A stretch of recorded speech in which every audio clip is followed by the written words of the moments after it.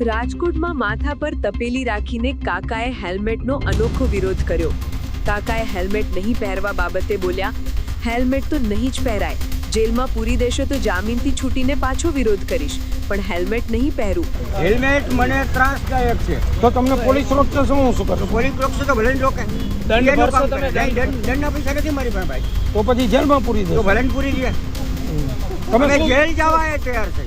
શું કામ કરો છો આપ બાબુ? હું કામ ક્યાંય કરતો જ નથી. સિનિયર છું. ઘરેથી રોટલી બનાવીને હોટલમાં દઉં છું. હેલ્મેટનો કાયદો શહેરમાં તમારા મતે કેટલો યોગ્ય? નહીં, હેલ્મેટ શહેરમાં જોઈએ જ નહીં. ખોટી કોળીમાં હેલ્મેટ મફત દે ને પોલીસ વાળા. મફત હેલ્મેટ કોઈ ના પહેરાય. બુકારી બાપુ તમે ક્યાં સુધી આ વિરોધ કરી રહ્યા છો? જ્યાં સુધી હાલે ત્યાં સુધી. મને પૂરી દે બહાર નીકળી તો પાછો વિરોધ. હું જામીન ઉપર છૂટી જાય પાછો વિરોધ. આ વિરોધ ચાલુ જ રહે. તમારું નામ શું એકવાર કહી દેજો. થોડું એક કરી રાખજો.